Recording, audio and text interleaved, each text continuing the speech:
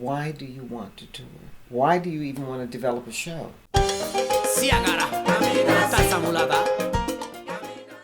What made you want to start this festival? You know, it's something that wasn't even planned. I happened to be at a conference. It was put on by the California Arts Council. It was in Pasadena. And at that time, they had a program called the Touring Roster Program. So I happened to be one of the artists. And if you were selected, you were in this beautiful directory. It was disseminated throughout the state of California. If a city facility or anybody wanted artists, they could go and look through and see who they were interested in. And I met this woman named Miriam Reed. At the conference? At the conference. Oh my goodness. We realized that we were kindred spirits because she has a one-woman show, actually more than one, on historical figures, and so do I. So that was our connection. That was our bond. That was our hook.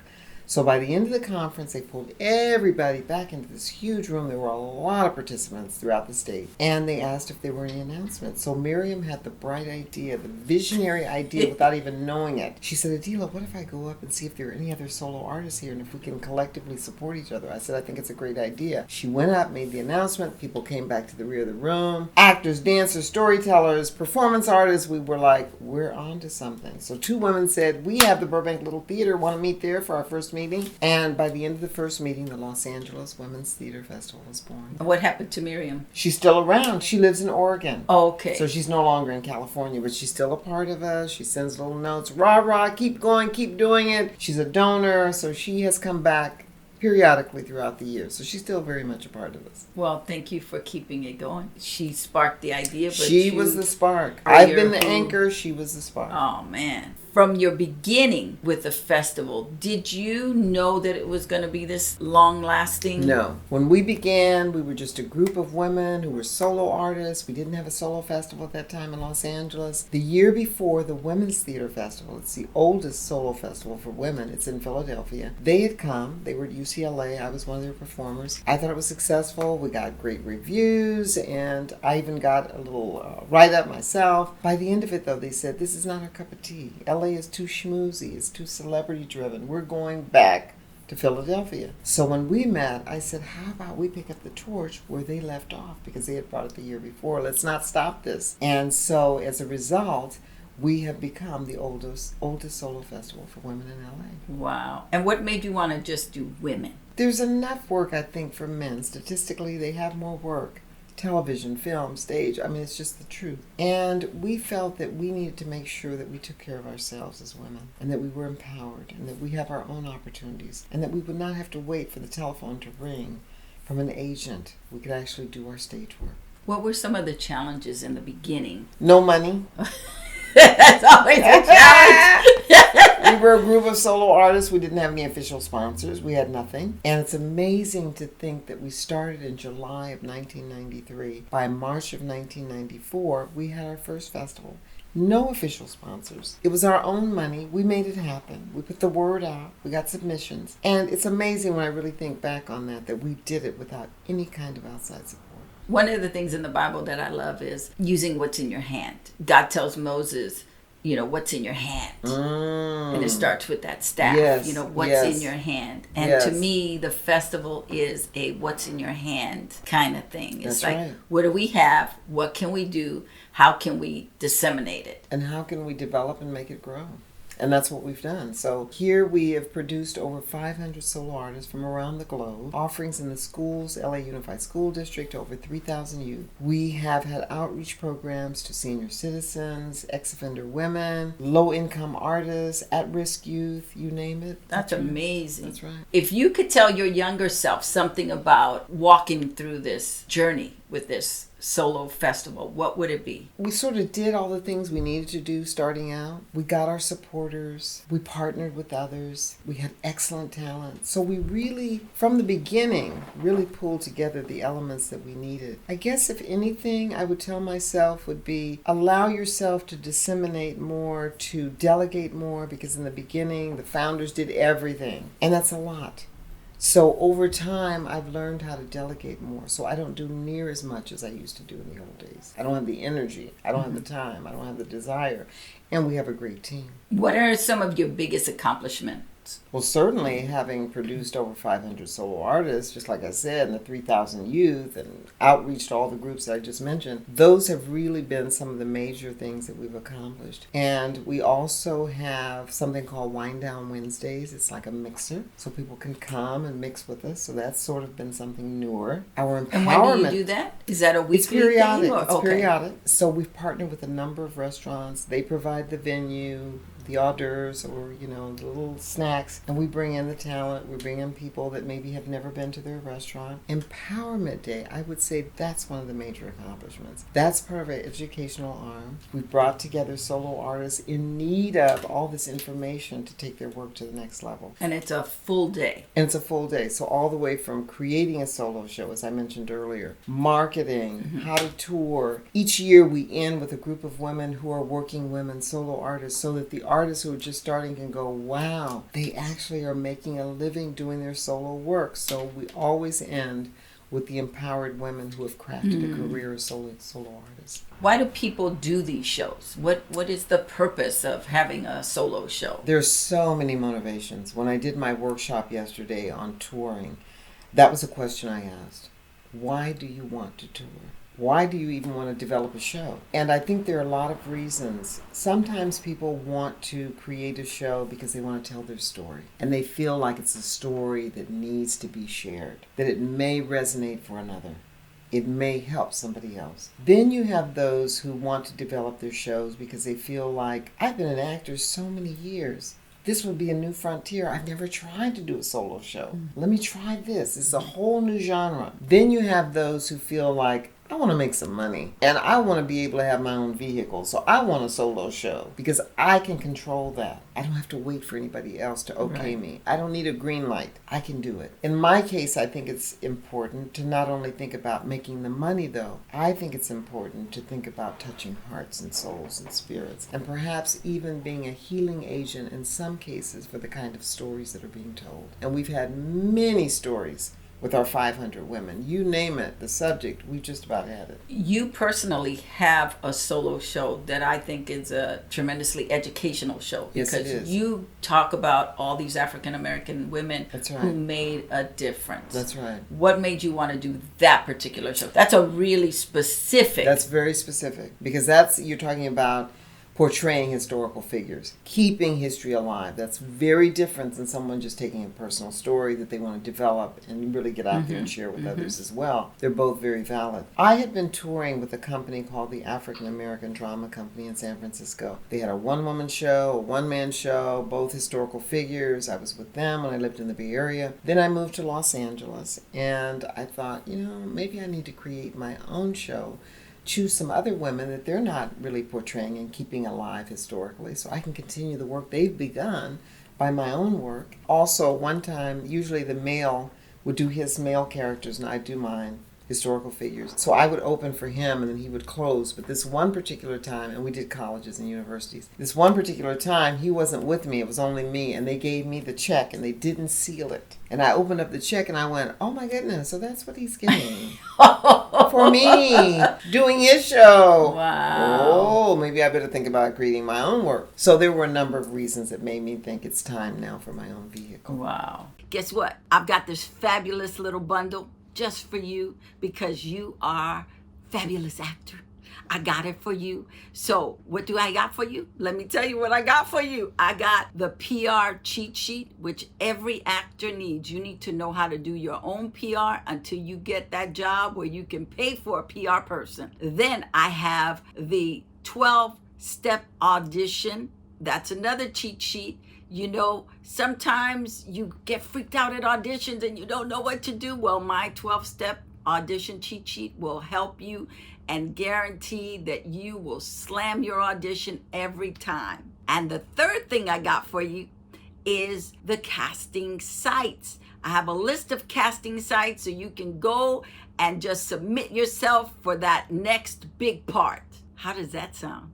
It sounds good, doesn't it? Let's walk through the process. So let's talk about somebody out there who's listening right now, who's interested in the idea of having a show. And so they're starting from scratch, what would your suggestion be to them? I'd have several suggestions. One would be to study with someone who develops solo works, so that they have a teacher, an instructor who has worked with solo artists and can help them bring out whatever these personal stories are that they want to share. And there are a number of people doing it. I know at least 5 instructors in LA who teach solo writing. So start with a class and develop there. Have someone who's your guide. If you can't afford it or you don't want to go that route, just start writing, telling your stories. Don't edit, just write. Let out whatever it is inside of you that wants to come out. Even before starting, know what stories you want to tell. What do you feel like you want to share with others that's going to have value for them as well as for you? Start there. Start with the studying. Start with the writing. Start with sharing. When you get to the point where you have some things that you've written, have a few people over that you trust and that you'd like to share your work with to get feedback from. I would say those are some of the ways. Read, see theater, go see other solo shows so you can see what women are doing who have mounted their own shows. Learn through observation. Read, read, read. To create, we should take classes, we should read, we should see any piece of As theater many that we solo can shows see. as you can see if you want to do a solo Online, I know that that's available online. There are quite a few solo shows that people can get access to. And They go can- live so you can Yes. see, so you can breathe in whatever someone is offering. What's the next step? Okay, so now if the artist now has their own work, then I would suggest having a dramaturg, someone who will look at that, give you feedback, especially if you're not really a writer, but you know you have a story inside of you, but you want someone to guide you in the writing of it. A dramaturg is excellent. They can help you in terms of figuring out what you might say here, what you might take out there, what you want to really focus on more. Maybe the language is a little bit off, it's a little stilted. How do you make it more honest, truthful, accessible, so that someone is helping you in that area? Again, now that you've got the script, you want to not only have the dramaturg, but invite some people to hear it, as I said before. So So that to you do get a some table feedback. read. It could be a table read. It could be in your own home. You could have 10 people sitting on the floor in the living room, and they're just listening. So once you have that, now you can begin to think about getting a director, someone who's going to put it on its feet, so that it takes form, that it has life, that it moves on the stage. Is there a certain kind of director you want to go for, since it's a solo show and not a play? I would suggest someone who directs solo shows because they know the genre. I would also suggest that you choose someone who's passionate about your work, who really organically feels like it's something they want to direct, not for the money, not for anything other than the story. They want to support you in telling the story. And they believe in the story. They believe in you. Yes. We've got our script. We have our director.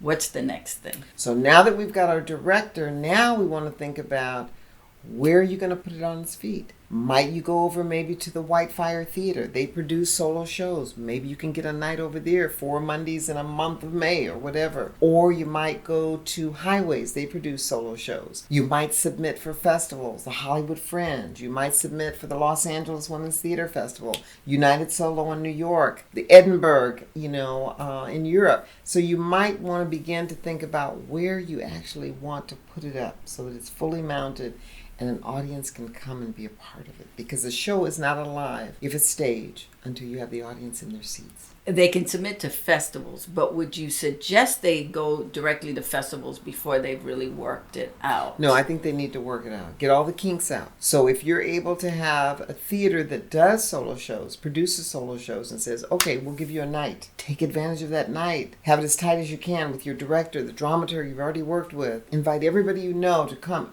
a part of that evening. So you want to really work through whatever you need to before you start investing in doing festivals, especially if you're going to have to put your own money behind it. And most festivals you do. With the Los Angeles Women's Theater Festival, we're different than Fringe's. You don't have to produce yourself. We produce. The danger of starting the show, writing a show, and now I'm going to take it to festivals, is that you haven't really had time to let that baby develop. That's right. And you haven't really flexed that muscle, because solo shows are so different from doing a play. That's right. It's you. That's right. There's It's nobody only else. you. What kind of caution would you offer an actor out there who's like, well, I have a show, I'm going to go and do festivals now. I would say they've missed a step, because if you've written the work, you need to really workshop it. You really need to have an audience. You really need to test it out. You may have to go back to the drawing board. There may be some sections you go, wow, after doing that, I realized that, I don't need that, or, ooh, there's something else I really need to add, or, I kind of didn't hit the mark on that one section. So you may want to go back after you've begun to workshop it to refine it before you even talk about taking it out to somewhere else. We've workshopped the show. We have taken it to festivals. Now we want to tour it. It's touring time. It's touring time. And even festivals can be touring time. Okay. Yeah, because you might be doing New York, United Solo. You might be at the Edinburgh, so you're over in Europe. You might be doing Hollywood Fringe Festival. You may be anywhere doing it. So that's a form of touring, doing festivals around the world, literally. Then you have to figure out who is your market. Who do you really want to reach? Are you talking about a show that's perfect for high school students? Is it perfect for junior high? Is it perfect for college students? Is it perfect for particular groups that you may want to work with? If you have a piece that deals with abuse, who might your target group be that really want to deal with that and hear your voice so that they can work on their healing? Decide who your market is. Do you have a piece that is on breast cancer? If it's on breast cancer, who needs to hear that? Do you need to be performing for those who have annual conferences for the American Medical Association? If you're doing a piece that's about homelessness, do you need to be performing for a market that's dealing with mental health? If you're doing a show and it's about historical figures, do you need to be at colleges and universities? You just need to know who your market is. Yes. When you know your audience, hopefully you know them as you're writing the piece. You may or may not. You may just have a voice that you feel needs to be heard, and after you write whatever this is you want to write, then you begin to think about, who do I share this with? So it may be just the opposite. This is true. If you do know your audience, that's a good place to also workshop it. That's right. If you're doing it for youth, that going to a school, high school or youth center or youth CYA, wherever, it would be a great place to test it out. Just clean it up. That's right. Work on it. That's see right. if they like it. Is it really speaking to That's them? right. Because a lot of times we want to. I know a few artists who they're very passionate about doing a solo show, and they have an idea. You mentioned breast cancer. I know someone who passed away from breast cancer who is very close to me, and I want to do a show about that. And so as they're working it, my suggestion to them is always, take it to the place where those people live, because they'll tell you if it's true. That's right. And you want to have, if you want to do this, post-performance discussions. Oh, that's so that you get feedback from your audience. They've just seen the show. You're sitting on the edge of the stage, or if it's a multi-purpose room, wherever you are, and you open it up and you listen to them and you hear them, what they have to say. Because I know with my show, I got a grant from the city of Los Angeles. So I thought, ooh, who am I going to take this to? Who's going to be the least critical of my work, doing a one-woman show on my own for the first time? And I thought, seniors. I'll go to seniors. They're going to be appreciative. They're not going to criticize my work. They're going to be so glad to get it. They're underserved. Seniors. And I went to the seniors, senior citizen centers, 5 of them in LA. I had my post-performance discussions.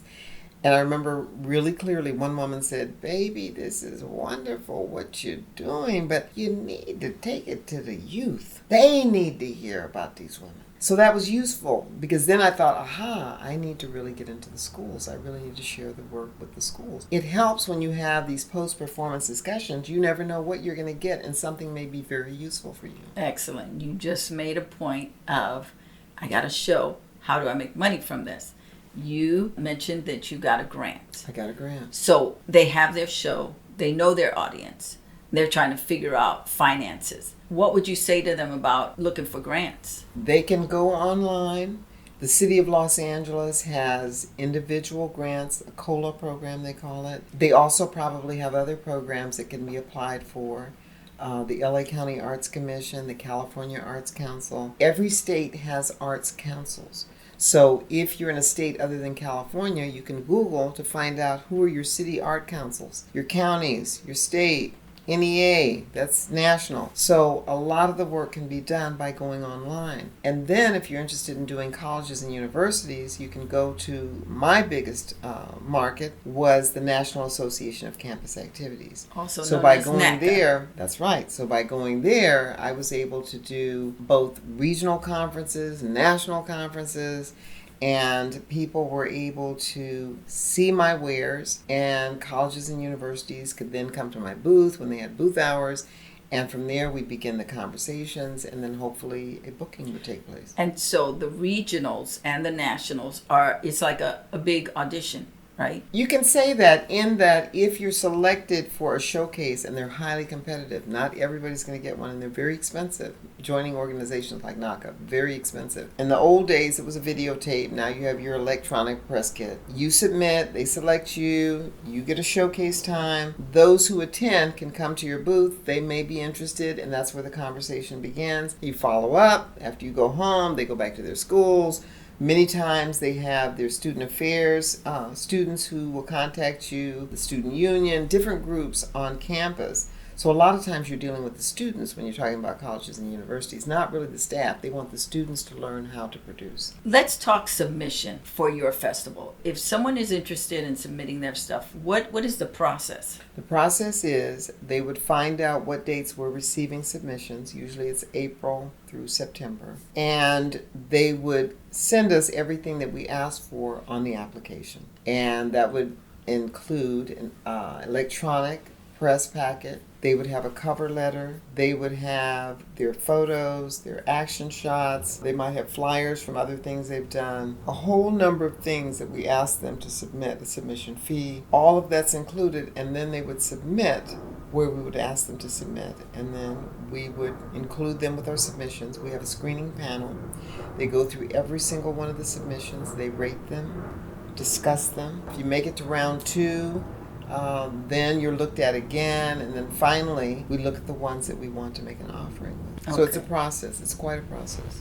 Very competitive. What is something that you want people to know that you feel that they don't get it right? It could be that they think you pay the artist. And we do. That is true. Every artist is paid who is part of our festival. If there's anything that's a misconception, because I don't think really there are that many, I think people really get it. They know what we do.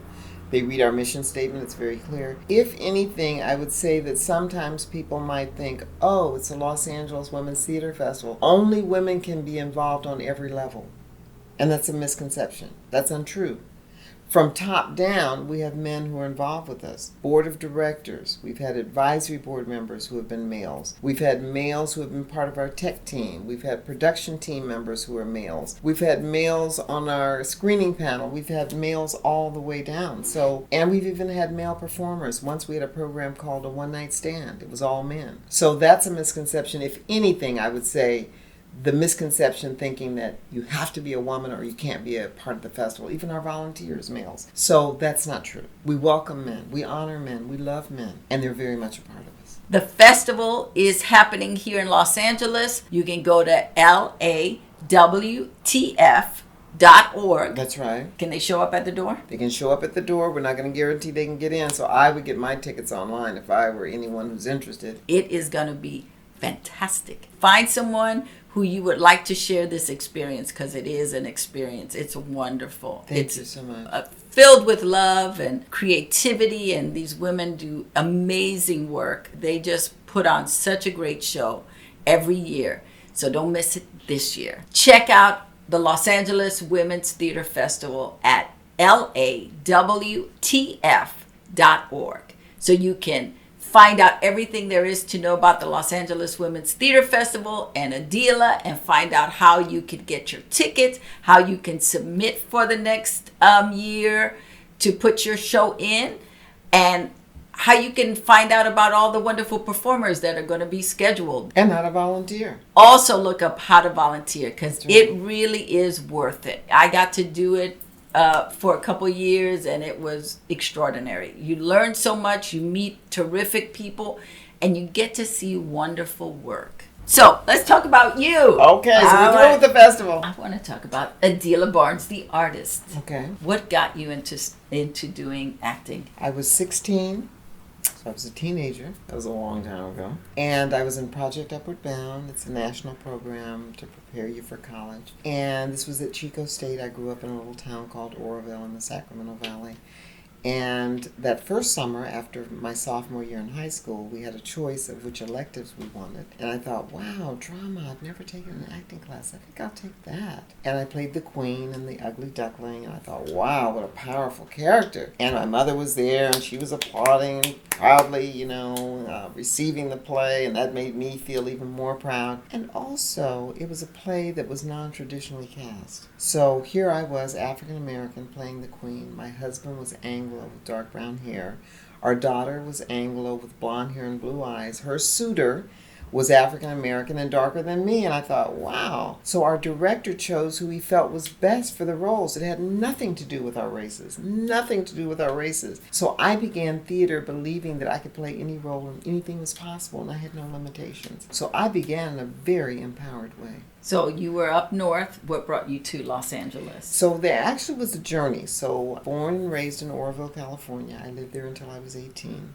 Then I moved to UC Santa Cruz to be a student there and graduated from UC Santa Cruz. Then I moved to the Bay Area. I was there for 17 years and really cut my teeth on theater and became a professional actor. Screen Actors Guild, How'd you get Actors your card? Equity, got my cards, all 3 cards at that time. Now SAG. How did you get one it? card. How did you get your... My first card that I got was SAG, and I got it from, it was a toilet paper voiceover job, and that's how I got my first card. And then from there, I got my, I think it was, either it was my after card was next, by being a featured extra. The only time in my life I've ever been an extra, it was a featured extra, and that allowed me to get my after card. And my Actors Equity card I got in a play at the Berkeley Theater. There, I was in a play called Kabuki Medea. So that's how I got my 3 cards. Wow. Nice and soft toilet paper. That was how I got my first card. Screen Actors Guild voiceover. Nice and soft toilet paper.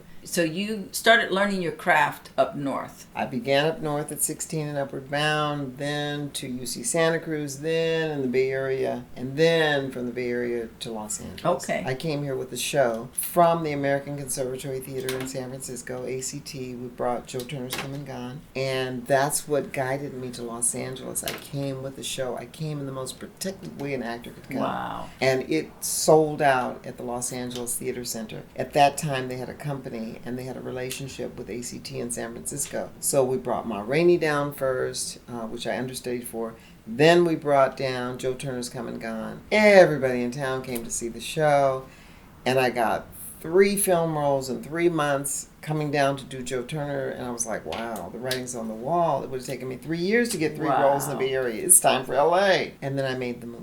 And did you know anybody? I knew some people, not a whole lot. But I also was blessed in that I had an agent before I came, because one of my students at ACT connected me with a big agent here. So I already had an agent and a big agent before I even came to LA. I came in the most protected way an actor could come. I was very blessed. Once you got to Los Angeles, you moved down here. How long did it take you to settle in and just be able to maneuver through the city as an actor and really get your bearings? Well, when I first came, I came with a show, Joe Turner's Come and Gone. So everything was taken care of through Actors Equity. Our lodging, our rental car, our per diem, our salary each week, everything was taken care of. Then the show was over. And then I was like, oh my God, I don't have Joe Turner. What am I going to do? But I did have that agency, and they were sending me out, and I was booking. And I then thought, okay, I don't have a job now, so what am I going to do? So then I began temping. Then I got a job at 2 different hotels, one that I worked on Saturdays, the Biltmore, and then a 5-star hotel across the street. It was called Checkers at the time, and I worked there 5 days a week. So I did that, and then finally I booked a role on Roseanne, and from then on, I was able to support myself as an actor. So I have not really had a day job since probably 1990. Fantastic. And on Roseanne, you were recurring. As Anne Marie, and we just did our reboot. And so Excellent. here we were coming together 20 years later. When I walked in the door and saw people I hadn't seen in 20 years, it was like, wow. Amazing. We're back. 20 years later, we're back. Our set, exactly the same. Everything. Many of the people behind the camera, they were back. Just amazing. It was heartwarming. It was heartwarming. That's beautiful. So you came to Los Angeles, you started working, you've done great, because I've not been many blessed. people can say that they've made their living as an actor and not had to have something on the side. I've been very blessed. In part, though, it's because of that one-woman show, Back to Solo. Because one of the conferences that I did for NACA was the regional conference for the South region. And I booked 38 shows in one season. I Wow. thought, if I'm ever going to buy a house, now's the time. So this house we're in right now came from doing my one-woman show. Beautiful. What are some of the things that you learned that you brought to Los Angeles from working at ACT, working in Berkeley as an actor, that you saw was missing with other actors down here? Okay. And it was a Berkeley Repertory Theater. I want to put that word in Okay. there. Berkeley Repertory Theater. Two things I had. One, I had my theater background. Two, I had my resume. When I got invited down, I hadn't moved here yet, but I got invited down to meet with the agency that I would come to be a part of. My student at ACT had said, Adilah, I really think you need to go to LA. This is pre-LA. I really think you need to go to LA. I'm still a teacher now at ACT and in the company as an actor. Really think you need to go to LA? And I'm like, yeah, well. And he would come to class and he'd say, okay, have you submitted? I gave you the information. What agent? Because I'm with them commercially, but you can be with them theatrically. I said, okay, I'm going to do it. And he'd come to class every week. Adilah, have you submitted? No, I'm going to send him something. He said, why haven't you done this? I said, well, I need some new photos. He said, give me your photo. Came back the next week. He has a whole box of photos. He said, okay, so now what's your excuse? I said, well, I really don't have one. He said, okay, so are you going to submit now to that agency? I said, yes, I'm going to submit. So I wrote my cover letter, sent my photo and resume, put them in the mail, and within a week I had a call from the agency saying, because I told him, I said, I'm going to be down in Los Angeles certain days, and I'm coming with the show from ACT. We're doing Ma Rainey. I'll be in town. Love to meet with you. This is a referral from so-and-so and so. They contacted me within a week and said, we'd love to meet with you. And I was like, oh my God. Now what am I going to do? They want to see me. I didn't think this was going to go anywhere. That's why I kept delaying this. They want to see me. So then I told him, I said, you're not going to believe this. Now they want to see me. You kept telling me to submit, and now they want to see me. And so I thought, geez, what am I going to do? So I called up my longtime friend, Danny Glover, who I knew before he was a household name. I called Danny. Danny, I'm going to LA. I'm meeting with this big agency. What am I going to do? No call back from Danny. I'm freaking out. Night before I'm getting ready to get on the plane, here comes my call. What's happening? I said, Danny, finally you call me. I said, I'm meeting with this agency. What do I need to know? What do I need to do? What do I do? I'm going to LA. I don't know LA. Two things. I said, yes, what are they? One, your stage background is your calling card. And number two, when you go down there, people will respond to sincerity. I said, oh, I got my calling card. Because I've got a body of work. I got all my union cards. And be you. And that's what I did. I came down. I met with that big agency in Century City, way up on the top floor. Beautiful hardwood walls. All the suits. And all of them have their assistants at their desk in front of their offices, overlooking their views. I mean, it just smelled like $1 million of money. And all these celebrities in and out. You know, all these $1 million deals are being negotiated. And here I am. And I kept thinking when I walked in there and all of those agents were sitting in there looking at me with those suits on, I just kept thinking about what Danny said. Your stage background is your calling card. People respond to sincerity. So I just said it. I said, I'm new. I don't know how LA works. I don't know anything about this city. I know the market in the Bay Area. I've been very successful there. This is new to me. They responded. I was humble and I was honest. That was the best advice Danny could have given me. That is awesome. So, what advice would you give actors who are coming to Los Angeles to pursue their career? Number one, training before you get here. Two, Try to get your union cards, or at least one if you can. Have a body of work on your resume. Even if you're in a community that doesn't do a lot of TV and film, if you can get some kind of footage, do independent little shorts or whatever, so that you also have a reel of some sort, if you can. Have all of your tools of the trade, your photos, your resume, your cards, if you can get your union cards, or at least one of them. Having a little bit of money saved up because you're going to need it. Knowing where your lodging is going to be. You can't wing it. You got to have a roof over your head. Try to have a car. LA is spread out.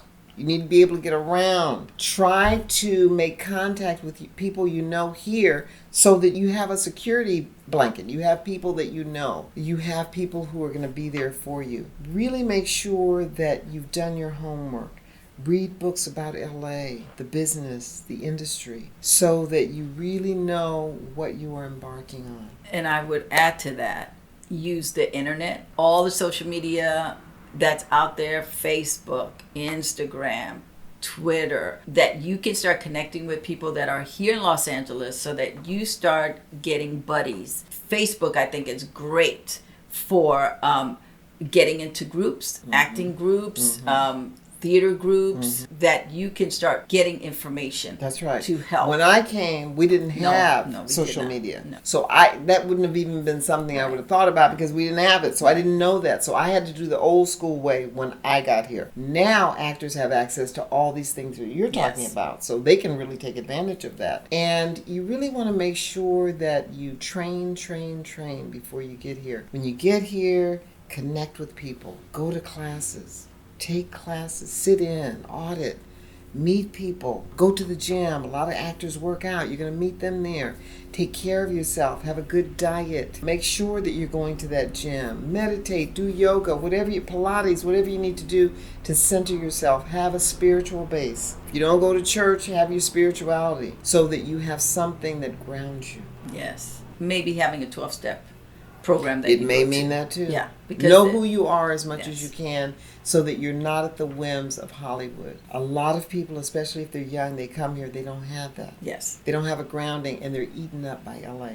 So the more that you can really be prepared in all the ways that I'm suggesting, the more you'll be ahead of the game. And I would add to knowing who you are. Years ago, there's a wonderful teacher named Sam Christensen.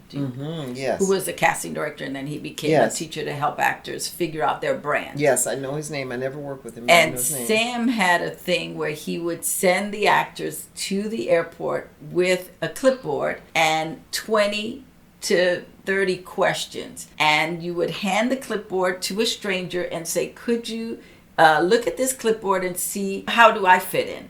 Am I a teacher? You know, when you look at me and you see me, what do you see? And they would have to check off what they saw. So it was like a long list. Maybe it was even 50. I can't remember. Wow. Am I shy?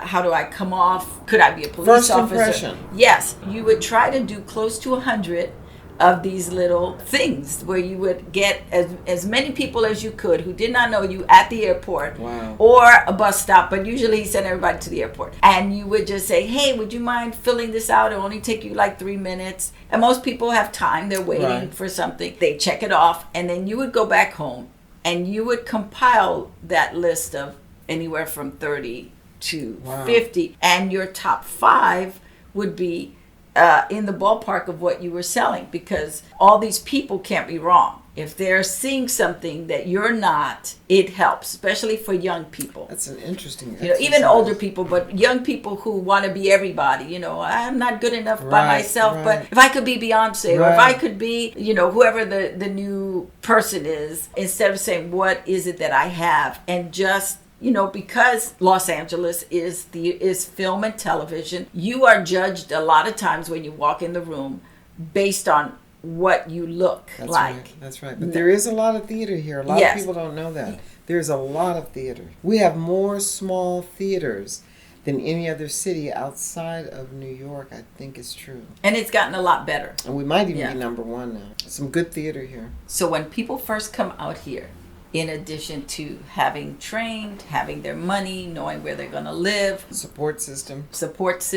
What else would you recommend? That they also find a mentor, someone that they can identify who already is here, they can wrap their arms around them and help them in terms of learning the ropes. And if they are a more established actor, perhaps they can help them with some do's and don'ts.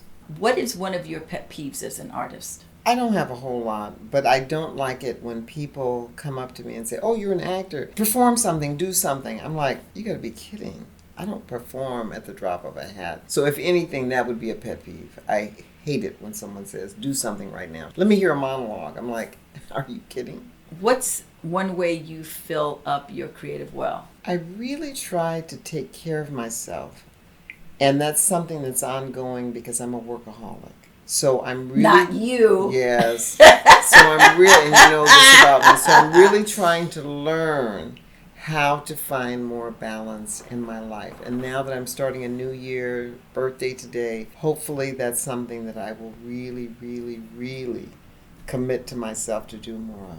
Find more balance. Who's your hero in the business? I don't really have any heroes as such, but I do have those that I really respect. And I respect people like Mr. Sidney Poitier, who I've met, and I talk about him in my book, and Oprah, who has really, really excelled, I'm sure beyond her wildest dreams, and with such humble beginnings. Those are two people that I really look up to, and for very different reasons. Sidney, because he was a trailblazer in many ways. First African American to get an Oscar. I mean, so many things we could say about him. So those are two people that I have tremendous respect for. Because they're part of your tribe. Because when you talk about trailblazing, that's what you've done with the festival. Yeah, and they both are that. In addition to being an actor, you are also a award-winning author. Best-selling. Not Yes. award-winning, but best-selling. Best-selling. Uh-huh. You wrote this book a couple years ago, and it's still relevant today. Well, more than a couple of years ago, but certainly still relevant. Yes. So, this is Adilah's book. It is called On My Own Terms, One Actor's Journey. And I think as actors, we all need to do this business on our own terms. Absolutely. What made you want to write this book? It's interesting. I was teaching at ACT in San Francisco again, and I had a class, and they gave me this book. It had dried flowers on the cover, no lines inside, but a slip of paper that said, Adilah, our teacher, when you're ready, use this book to write your acting book. And I thought, acting book? That seems so far away. It wasn't anywhere on my radar. And then many years later, I thought, now it's time to write that book they talked about. So at first, I wanted to do a how-to book. Then I thought, well, what can I say that Stanislavski, Uta Hagen, Viola Spolin, Strasberg, that they've not said? They've all said it. What can I say that's different? And I knew there was nothing really that I could say that was different. I could spin it a little differently, but they've covered it. And I said to a friend, Brandy Ami, I said, I want to write this acting book. I said, but I also want to include information about my touring, the experiences I've had touring. She said, well, you can do that too. And it was like a eureka moment. I said, oh, so it's not going to be a linear how-to acting book for actors. It's going to be about my journey as an artist, and along the way, they are going to follow me on this journey that I've had. So I can include that. I can talk about the touring. I can talk about the Los Angeles Women's Theater Festival. I can talk about me being a teacher. I can talk about all of that. And so that's how it evolved. So let's talk about you being a teacher, because you Okay. started young teaching. Well, actually, that is true. The very first time that I taught was after my freshman year in college, because Upward Bound asked me to come back and teach a class, and I thought, geez, I'm only a freshman in college. You want me to teach an acting class? But they wanted me to do it in part because they saw me as being close to the age of the students. I had just finished the program. They would see me as a peer, and I could relate to them in a way that was close to their ages. So I understood that. And I said, oh, okay, I'll come back. So whatever I had learned up to that point, I put it all together and came back and taught after my freshman year in high school. So that's when I really began teaching. But more seriously in terms of teaching, that was later, and that was when I lived in the Bay Area. So you started teaching acting. Mm-hmm. What were some of the points that you gave back then that are still part of your principal core? In terms of teaching, Mm-hmm. I would say that one is really approach the character in terms of truth and honesty, and allow yourself to go moment by moment. Do your script analysis so you understand what the story is that you are a part of in terms of interpreting. Learn through observation. See as many plays, films as you can. Go explore other forms of art. Go to museums, go to galleries, go elsewhere so that you learn other forms of the art, so you can be influenced and feel other artists who maybe are not even actors, but they are artists. Mm-hmm. How do you break down a script? Because you just talked about script analysis. Well, it's quite a process, but in a short answer, what I do is I go through the script and I read it the first time just to read it. And then I go back and I more specifically approach it in terms of the character. Who is this character? What is this character's relationship to other people in their world? And I have a number of different exercises that I do. How do others see me? How do I see myself as a character? What is the empirical information that's there, that's written? What backstories do I need to create for myself?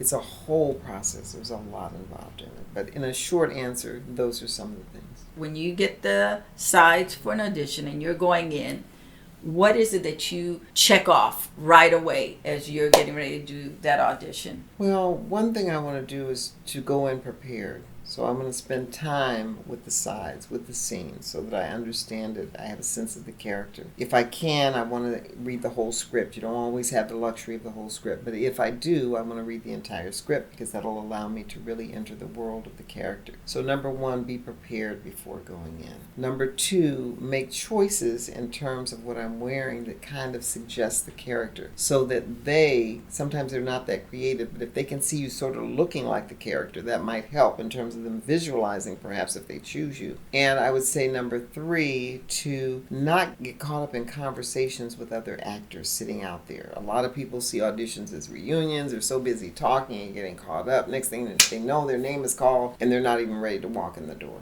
You're a founder. You're an actor. You're a writer.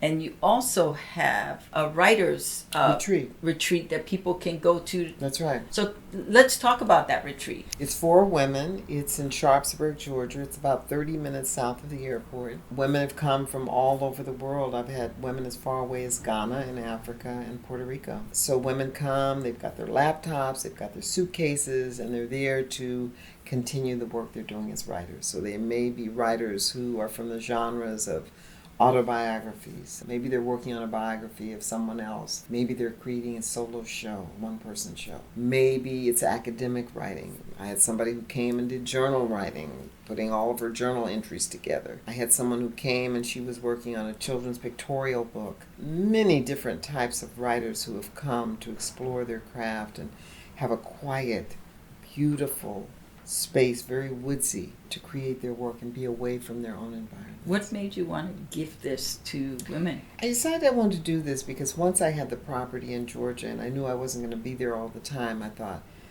this place, this 1.8 acres of land that's very woodsy and very green, it's too beautiful to have empty a lot of the time. And it's also too beautiful to not share it with others who can come and use it and be revitalized and replenished and continue to take their work wherever it is. So I have a caretaker, and she's there year-round, and people can come year-round to the Writers' Well. If I'm not there, she's there.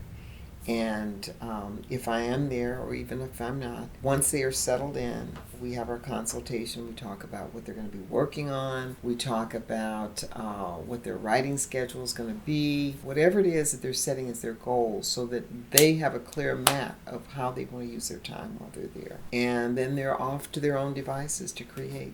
So I don't hold anybody's hands, but I do want to have that time when they first get there so that we're real clear on the direction they're going to use while they're there. So almost a little bit of accountability. And they're being held accountable. That's right. To say, okay, That's this is what right. you got. That's exactly and I'm right. going to That's exactly right. They're held check accountable. in with you to see how you're doing. That's right. That's excellent. That's right. That is. And then I sometimes give them some exercises, sensory exercises for the 5 senses, and we check in each day on what they've written about that relates to their childhood. So it's not just them coming and being in a place. You're actually helping them through certain things. Them. That's okay. Right. That's okay. Right. That's fantastic. Guiding them. What is either a mantra that you have or a piece of information that you live by? I have never really thought of it in those terms. For the festival, I use the term onward and upward. For myself, perhaps I might use to thine own self be true. And as a writer? And as a writer, write about what you know. Come from the truth.